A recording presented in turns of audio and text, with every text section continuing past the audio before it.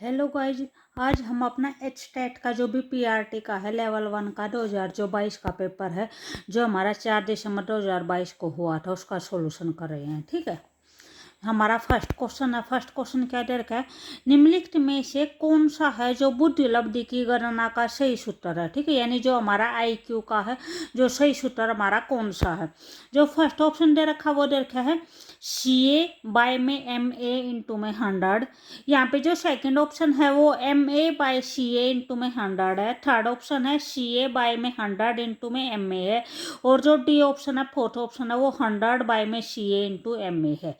तो यहाँ पे जो भी हमारा आईक्यू का है, जो आईक्यू निकालने का जो सही सूत्र है, जो सही फार्मूला है, वो कौन सा हो जाएगा, ऑप्शन नंबर बी हो जाएगा, MA बाय में CA इंटू में 100। यहाँ पे जो MA है, MA क्या है, हमारी मानसिक आयु है। CA क्या है, CA वास्तविक आयु है। यानी हमारा फार्मूला क्या होता है, मानसिक आयु बटे में वास्तविक आयु इंटू में 100। जो भी है हमारा बुद्धि उपलब्धि का जो फार्मूला दिया था वो किसने दिया था, स्टर्नबर्ग ने दिया था। ठीक है, उसके बाद जो भी हमारा ये है मानसिक आयु, ये जो मानसिक आयु का जो कॉन्सेप्ट है वो सबसे पहले किसने बताया था, हमें एल्फ्रेड बिने ने बताया था। ठीक है, उसके बाद सेकंड क्वेश्चन है। सेकंड क्वेश्चन में क्या है, श्रृंखलन संप्रत्यय आधारित है, यानी कौन से सिद्धांत के ऊपर आधारित है। फर्स्ट है शास्त्रीय अनुबंध सिद्धांत पर आधारित है। सेकंड है क्रिया प्रसूत अनुबंध सिद्धांत पर आधारित है। थर्ड है सामाजिक संज्ञानात्मक सिद्धांत पर आधारित है। और फोर्थ है प्रयास एवं त्रुटि के सिद्धांत पर आधारित है। तो यहाँ पे जो भी हमारा आंसर होगा वो कौन सा हो जाएगा, ऑप्शन नंबर ए हो जाएगा। जो भी हमारा श्रृंखलन संप्रत्यय आधारित है, किस पर आधारित है, शास्त्रीय अनुबंध सिद्धांत पर आधारित है। और जो भी ये हमारा शास्त्रीय अनुबंध सिद्धांत होता है, इसको और किस नाम से जानते हैं, साहचर्य द्वारा अधिगम सिद्धांत के नाम से भी जानते हैं। ठीक, और ये सिद्धांत किसने दिया था, हमारा पावलोव ने दिया था। ठीक है, उसके बाद नेक्स्ट क्वेश्चन है, क्वेश्चन नंबर थर्ड है। क्वेश्चन नंबर थर्ड में क्या है, उपलब्धि अभिप्रेरणा का सिद्धांत है वो किसने प्रतिपादित किया था। जो फर्स्ट ऑप्शन है वो दे रखा है मैकीलैंड ने। सेकंड है मास्लो ने दे रखा है। थर्ड है कर्ट लेविन ने दे रखा है। और फोर्थ है हिर्जबर्ग ने दे रखा है। ठीक है, तो हमारे ये सिद्धांत किसने दिया था, मैकीलैंड ने दिया था। यहाँ पे जो भी हमारा ऑप्शन नंबर ए होगा वो ठीक होगा। ठीक है, उसके बाद नेक्स्ट क्वेश्चन है, क्वेश्चन नंबर फोर्थ है, अधिगम अक्षमता शब्द का सर्वप्रथम प्रयोग किसने किया था। ठीक है, जो अधिगम है अक्षमता वर्ड है वो सबसे पहले किसने दिया था, कैनर ने दिया था, डाउन ने दिया था, या फिर सैमुअल क्रिक ने दिया था, या सिगमंड फ्राइड ने दिया था।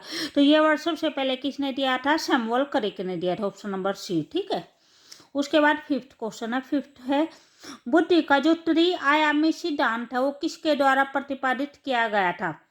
फर्स्ट है थॉर्नडाइक के द्वारा। सेकंड है गिलफर्ड के द्वारा।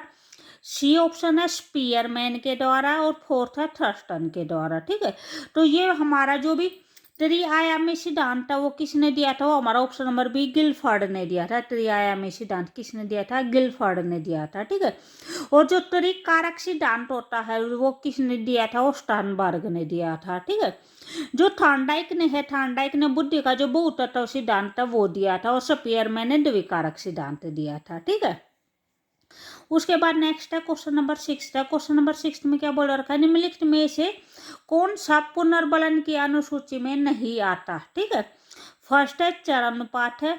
सेकंड है अभिप्रेरणा। थर्ड है शिखर अंतराल। और फोर्थ है शिखर अनुपात है। ठीक है, तो यहाँ पे जो पुनर्बलन की सूची में नहीं आता वो क्या है, ऑप्शन नंबर बी हो जाएगा, जो प्रेरणा है। विप्रेरणा हमारे जो भी पुनर्बलन होता है, इन्फोर्समेंट होता है, उसके अंदर नहीं आता। ठीक है, उसके बाद है सेवंथ है। सेवंथ में क्या देखा है, निम्नलिखित में से कौन सा एक सकारात्मक पुनर्बलक के रूप में प्रयोग नहीं हो सकता। ठीक है, भी टॉफी देना, बिस्किट देना, पैसा देना, या फिर कड़वी दवाई देना। तो यहाँ पे क्या बोल रखा है कि जो भी सकारात्मक पुनर्बलक नहीं है वो बताना है। तो यहाँ पे कौन सा हो जाएगा, ऑप्शन नंबर सी हो जाएगा, जो कड़वी दवाई देना है वो क्या है, नेगेटिव, वो नकारात्मक पुनर्बलक है। ठीक है, उसके बाद एट्थ है। एट्थ में क्या है, डिसकैलकुलिया का एक प्रकार है। जो डिसकैलकुलिया वो किस चीज का एक प्रकार है, विचलन अक्षमता का, मानसिक रुग्णता का, मानसिक मंदता का या अधिगम अक्षमता का। तो यहाँ पे जो भी हमारे डिसकैलकुलिया प्रॉब्लम होती है उसमें क्या होता है, बच्चों को कैलकुलेशन में प्रॉब्लम होती है, यानी गणित रिलेटेड प्रॉब्लम होती है। तो जो किसी एक सब्जेक्ट से रिलेटेड अगर किसी बच्चे में प्रॉब्लम होती है तो वो क्या बोला जाए, तो वो अधिगम अक्षमता होती है। ठीक है, किसी भी एक सब्जेक्ट को लेकर कोई प्रॉब्लम होना वो क्या होता है, भी अधिगम अक्षमता होती है। ठीक है, उसके बाद नेक्स्ट क्वेश्चन है, ये क्या है, क्वेश्चन नंबर 9 है। क्वेश्चन नंबर 9 में क्या बोल रखा है, मनोविज्ञान की जो प्रथम पाठशाला के खोजकर्ता या प्रतिपादक कौन थे। ठीक है, यहाँ पे जो भी हमारा फर्स्ट ऑप्शन होगा वो क्या है, विलियम वुंट दे रखा है। सेकंड है एल्डर एल्फर्ड दे रखा है। थर्ड है सिरिल वर्ट दे रखा है और फोर्थ है जीन पियाजे दे रखा है। तो जो भी हमारे मनोविज्ञान की प्रथम प्रयोगशाला के जो प्रतिपादक थे वो कौन थे, वो विलहेम वुंट थे। ठीक है, तो यहाँ पे क्या हो जाएगा, विलियम की जगह पे क्या आएगा, विलहेम वुंट आएगा। ठीक है, फिर हमारा क्या हो जाएगा, ऑप्शन नंबर ए ठीक हो जाएगा। उसके बाद नेक्स्ट है भी क्वेश्चन नंबर 10 है। क्वेश्चन नंबर 10 में क्या है, जो बैंड संवेग है वो किस मूल प्रवृत्ति से जुड़ा हुआ है, पलायन से है, निवृत्ति से है, लड़ाई से है या फिर जिज्ञासा से। तो जो बैड संवेग है वो कौन सी प्रवृत्ति का, वो पलायन प्रवृत्ति का है। ठीक है, उसके बाद नेक्स्ट क्वेश्चन है क्वेश्चन नंबर 11 में, अगर आपको हमारी वीडियो अच्छी लगी है तो प्लीज लाइक शेयर और सब्सक्राइब जरूर करें। ठीक है, 11th में क्या, निम्नलिखित में से कौन सी पियाजे के संज्ञानात्मक विकास की अवस्था नहीं है। ठीक है, फर्स्ट ऑप्शन दे रखा है मूर्त संक्रियात्मक अवस्था, सेकंड है पूर्व संक्रियात्मक अवस्था, थर्ड है गुप्तावस्था और जो फोर्थ है वो है संवेदात्मक गामक अवस्था। तो यहाँ पे जो भी ये बोल रखा है कि जो भी पियाजे ने संज्ञानात्मक विकास का सिद्धांत दे रखे उसकी अवस्था नहीं है। तो यहाँ पे जो हमारा ऑप्शन नंबर सी है वो हो जाएगा गुप्त अवस्था, जो पियाजे का संज्ञानात्मक विकास का सिद्धांत है उसकी अवस्था नहीं है।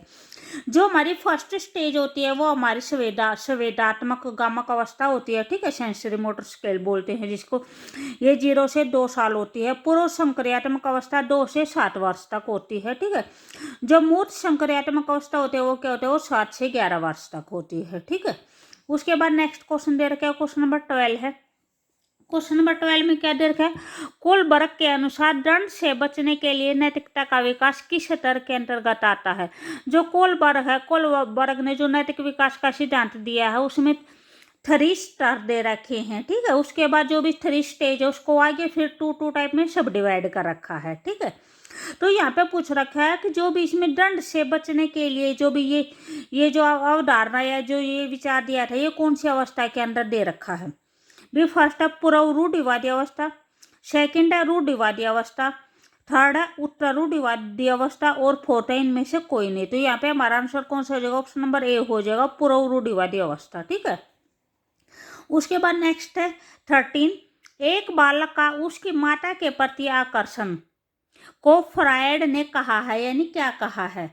फर्स्ट है इलेक्ट्रा ग्रंथि है, सेकंड है ओडिपस ग्रंथि है, सी है नैतिक दंड है और डी है मौखिक ग्रंथि है।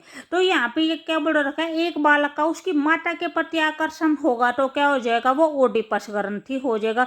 और अगर बच्चे का अपने जो पिता के प्रति जो आकर्षण होगा, ठीक है, वो क्या हो जाएगा, वो इलेक्ट्रा ग्रंथि के अंदर आएगा। ठीक है, तो यहाँ पे माता के प्रति आकर्षण दे रखे थे, यहाँ पे क्या हो जाएगा, हमारा आंसर बी हो जाएगा, ओडिपस ग्रंथि। ठीक है, उसके बाद नेक्स्ट है क्वेश्चन नंबर 14 है। क्वेश्चन नंबर 14 में क्या है, सिगमंड फ्रायड जाने जाते हैं, जो सिगमंड फ्रायड का है वो कौन सा सिद्धांत है, वे किस सिद्धांत के नाम से जाने जाते हैं। सामाजिक विकास सिद्धांत के लिए, मनोलैंगिक विकास सिद्धांत के लिए, संज्ञानात्मक विकास सिद्धांत के लिए, नैतिक विकास सिद्धांत के लिए। तो जो सिगमंड फ्रायड जाने जाते हैं वे किसके लिए जाने जाते हैं, मनोलैंगिक विकास सिद्धांत के लिए जाने जाते हैं। ठीक है, उसके बाद हमारा 15 है। 15 में क्या है, ब्रोन फेन ब्रेनर के जैव परिस्थिति के सिद्धांत के अनुसार नियम और कानून भी कौन से तंत्र में आते हैं। ठीक, इसके जो स्टेप होते हैं, इसके 5 स्टेप होते हैं, तो ये कौन से स्टेप के अंदर आते हैं। फर्स्ट है सूक्ष्म तंत्र, सेकंड है मेसोतंत्र, सी है बृहत तंत्र और डी है समय तंत्र। तो जो भी यहाँ पे नियम और कानून है वे कौन से तंत्र के अंदर आते हैं, वे हमारा ऑप्शन नंबर सी हो जाएगा, बृहत तंत्र के अंदर आते हैं। ठीक है, उसके बाद जो भी नेक्स्ट 15 क्वेश्चन बचे हुए हम अपने नेक्स्ट वीडियो में करेंगे। प्लीज़ वीडियो को लाइक शेयर और सब्सक्राइब जरूर करें। ठीक है, ओके बाय।